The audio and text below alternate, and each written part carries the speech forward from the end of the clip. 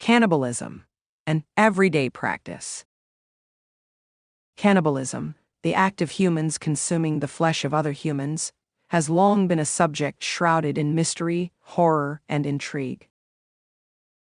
When it comes to the origins of cannibalism, it has been widely believed to have been a taboo subject in many societies for various reasons. However, according to recent discoveries, the act of cannibalism seems to have been far more commonplace and entrenched in human history than previously assumed. Anatomically modern humans, Homo sapiens, have been shown to have practiced cannibalism as a way to respect the deceased in ancient funerary rituals. Evidence of this has been found in various archaeological sites, such as Gough's cave in Cheddar Gorge, where the remains of at least 6 individuals specifically bear human teeth marks, indicating the practice of cannibalism. This discovery suggests that the consumption of human flesh served as not only a practice but also a ceremonial characteristic. Furthermore, significant archaeological findings have shed light on even earlier instances of cannibalism. In a Kenyan museum, previously unnoticed cut marks on a 1.45 million-year-old shin bone provide evidence that our ancient relatives practiced cannibalism as well. These breakthroughs in scientific research challenge the stereotypical view of cannibalism as a monstrous and aberrant behavior. Instead, they offer compelling evidence that cannibalism was a common and widely practiced behavior. Widespread evidence for widespread cannibalism is backed by historical and archaeological findings. From remains with tool marks indicating butchery, evidence of consumption of human flesh from bones, and cut marks suggesting dismemberment to the discovery of ancient hominin bones with indications of cannibalism, such as occurrences dating back nearly 1 million years in Spain, supports the notion that cannibalism was a pervasive practice throughout human history. Moreover, evidence from the study of over 1,000 human remains across Western Europe dating from approximately 900,000 to 14,000 years ago alludes to the high prevalence of cannibalism among early Homo sapiens. Archaeological discoveries in various parts of the world, including Belgium and Papua New Guinea, have unearthed remains that bore signs of butchering, ritualistic practices, and even flesh consumption, painting a picture of the pervasiveness of cannibalistic behavior across different cultures and geographical locations. These findings challenge preconceived notions about cannibalism and demonstrate that it was indeed a widespread and accepted practice in various human civilizations over time. As a result, these discoveries have opened up new understandings of cannibalism as a common behavior interwoven within the social and cultural fabric of human history, thus altering our perceptions of this once taboo practice. There have been documented instances of cannibalism in modern times, with some of the most notable cases occurring within the last 100 years. One of the most infamous cases took place in 1972, when a Uruguayan rugby team's plane crashed in the Andes Mountains. Survivors resorted to consuming the flesh of deceased passengers in order to survive until their eventual rescue. This event became widely known as the Andes flight disaster and was later portrayed in books and movies. More recent cases of cannibalism have also been reported, including incidents linked to individuals suffering from severe mental health issues or engaging in criminal activities. These occurrences serve as reminders that the practice of cannibalism, while rare, is not entirely relegated to ancient history and can manifest in contemporary society under extreme circumstances. Today, reports of cannibalism are often tied to regions afflicted by social and economic hardships, where cases of individuals consuming human flesh out of desperation have been documented. While these occurrences are uncommon, they emphasize the complexity of the human condition and the dire circumstances that can lead to behaviors that defy societal norms. Additionally, isolated instances of ritualistic cannibalism have been reported in some remote and culturally distinct communities around the world, highlighting the persistence of this practice in certain pockets of society, albeit extremely rare and often connected to deeply entrenched cultural or religious beliefs. These cases demonstrate that the cultural and psychological complexities surrounding cannibalism continue to influence human behavior even in the contemporary era. Societal reactions to documented instances of cannibalism have varied based on the specific circumstances and cultural backgrounds of the individuals involved. In cases such as the Andes flight disaster, where survival cannibalism was undertaken in the face of extreme adversity, societal reactions have generally been empathetic and understanding, acknowledging the harrowing circumstances that led to such actions. The survivors were often met with sympathy and admiration for having persevered through unimaginable hardships, with the ethical implications of their actions being widely recognized as a result of their survival instincts in the face of impending death. Conversely, instances of cannibalism related to criminal behaviors and mental health issues have been met with shock, horror, and societal condemnation, often leading to stigmatization and increased scrutiny of affected individuals and communities. These cases have been closely examined within the realms of law enforcement, mental health services, and the media, thereby prompting discussions on the challenges of addressing mental health and criminality in society. When it comes to ritualistic cannibalism linked to cultural or religious beliefs, reactions have been complex and multifaceted, often sparking controversies and debates around cultural relativism, human rights, and indigenous practices. These instances have led to inquiries into the protection of cultural heritage, indigenous rights, and traditional practices versus modern ethical considerations, resulting in a delicate balance between respecting cultural autonomy and ensuring human rights standards. Overall, documented instances of cannibalism have prompted diverse and thought-provoking societal responses, revealing the intersection of ethics, survival, culture, law, and mental health in shaping public perceptions and attitudes toward this complex and taboo practice. Documented cases of cannibalistic serial killers have been recorded in criminological studies and forensic investigations still to this day. Some well-known cases, like those of Jeffrey Dahmer, Albert Fish, and Otis Toole, have been extensively documented and studied.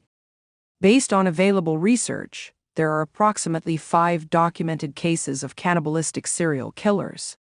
These documented cases provide valuable insights into the psychopathological profiles, motivations, and behaviors of individuals who commit such heinous crimes. In addition to the documented cases, there are several suspected instances of cannibalistic serial killers. These are cases where there are circumstantial evidence, witness testimonies, or forensic clues that suggest a pattern of behavior consistent with cannibalistic tendencies.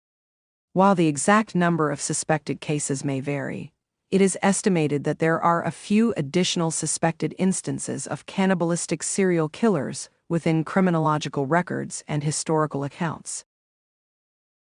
The distinction between documented and suspected cases plays a crucial role in criminological research and criminal investigations, guiding the identification, profiling, and apprehension of individuals exhibiting patterns of behavior associated with cannibalism and serial killing. Through meticulous analysis of evidence and behavioral patterns, law enforcement authorities and forensic experts strive to unravel the complex and disturbing nature of cannibalistic serial killers to prevent further harm to society. Yes, there have been recent studies that delve into the intriguing and complex phenomenon of cannibalistic serial killers. For example, a study published in Psychiatry, Psychology, and Law in 2023 aimed to compare and contrast non-cannibalistic and cannibalistic serial killers, utilizing case study data to assess common patterns among the life histories of cannibalistic serial killers compared to those of a control sample of serial killers that did not commit cannibalism. This study examined childhood experiences, socioeconomic status, biological abnormalities, and life events to identify potential warning signs or triggers for cannibalistic behavior. Additionally, a study by Petrica et al. 2021 explored offending styles among serial killers who engaged in cannibalism compared to those who posthumously dismembered or mutilated the bodies of their victims but did not engage in cannibalism, shedding light on the distinct characteristics of cannibalistic serial killers and their modus operandi. These recent studies, along with others in the field of criminology and forensic psychology, contribute to a deeper understanding of the underlying factors and motivations driving cannibalistic serial killers, allowing for the development of more effective prevention strategies, profiling methods, and intervention approaches. The continued exploration of this topic through rigorous scientific inquiry is crucial in addressing the complex behavioral patterns and risk factors associated with cannibalism and serial killing. The intersection of religion, alchemy, and cannibalism provides a fascinating area of study that reveals both historical practices and symbolic meanings associated with these concepts. Religion has been intertwined with cannibalistic practices in various cultural and historical contexts. In certain ritualistic traditions, the consumption of human flesh or blood symbolizes spiritual communion, sacrifice, or transubstantiation. For example, in Christian Eucharistic rites, the consumption of bread and wine symbolizes the body and blood of Christ, fostering a symbolic form of cannibalism grounded in spiritual beliefs. Similarly, in Hinduism, the offering and consumption of prasad, a sanctified food, signify a sacred exchange between devotee and deity. On the contrary, some religious texts and practices have condemned cannibalism as a taboo and sacrilegious act, associating it with sin, immorality, and spiritual corruption. These prohibitions reflect societal norms and ethical codes that seek to differentiate between acceptable and forbidden forms of consumption. Alchemy, the ancient philosophical and proto-scientific tradition that aimed to transform base metals into gold and achieve immortality, also bears connections to cannibalism in symbolic and metaphorical terms. Alchemical texts often incorporate allegorical language and imagery related to consumption, digestion, and transmutation, reflecting the transformative processes sought by alchemists. The symbolic cannibalism in alchemical writings can represent the devouring of base matter to extract its essence or the transmutation of the self towards spiritual enlightenment. The symbolic overlap between alchemy and cannibalism lies in their shared themes of transformation, purification, and transcendence, with alchemical practices serving as metaphors for inner growth and spiritual evolution.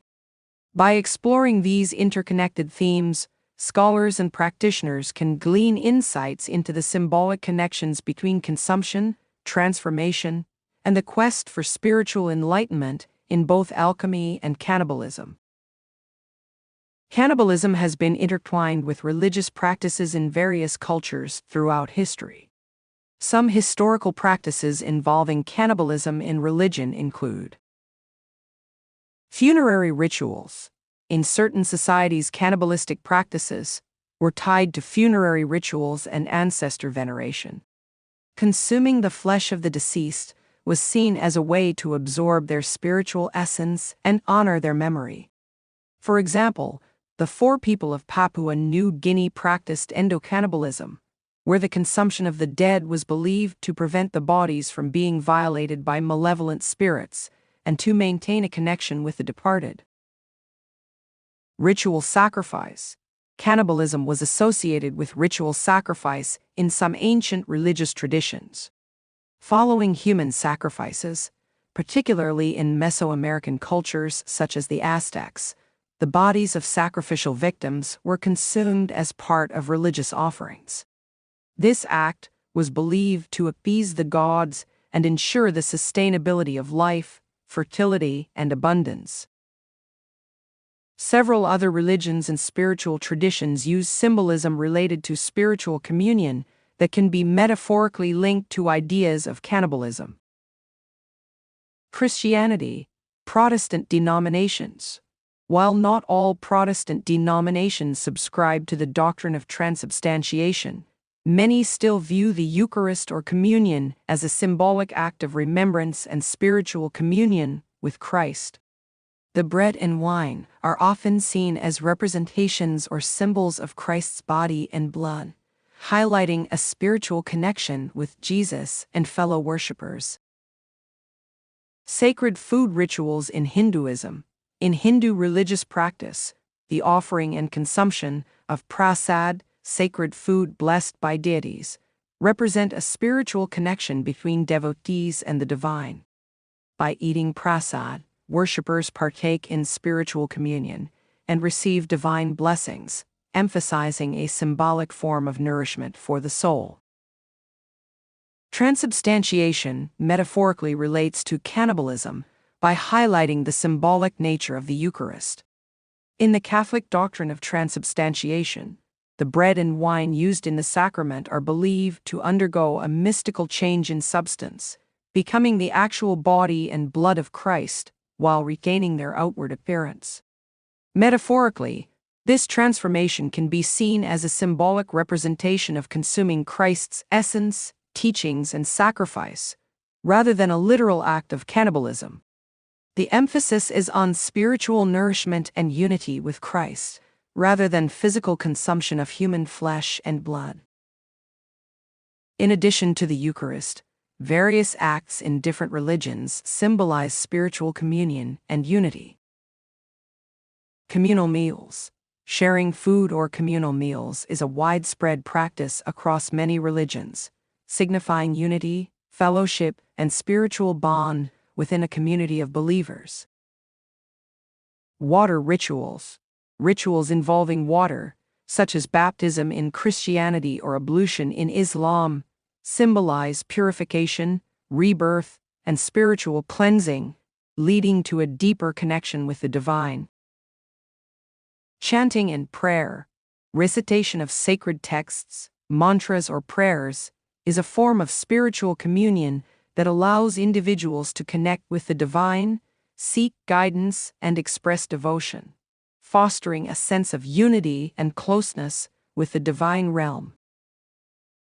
Symbolism related to cannibalism, as seen in the metaphorical context of spiritual communion, is not necessarily common in other world religions as it is in Christianity with the doctrine of transubstantiation. The concept of consuming the flesh and blood of a divine figure is specific to certain interpretations of the Eucharist within Christianity, particularly Catholicism.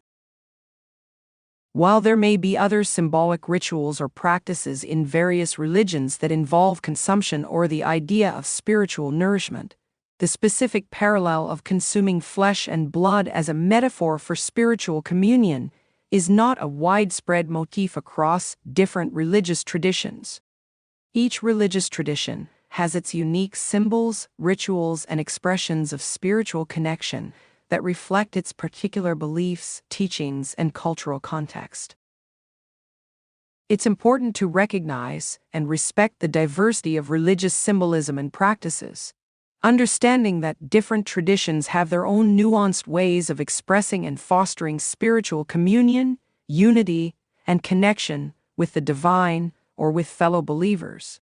These expressions may not necessarily involve the symbolic or metaphorical association with cannibalism that is found in particular interpretations of the Christian Eucharist. While there are extremes, we still find cannibalism exists today, whether metaphorical, symbolic, or literal,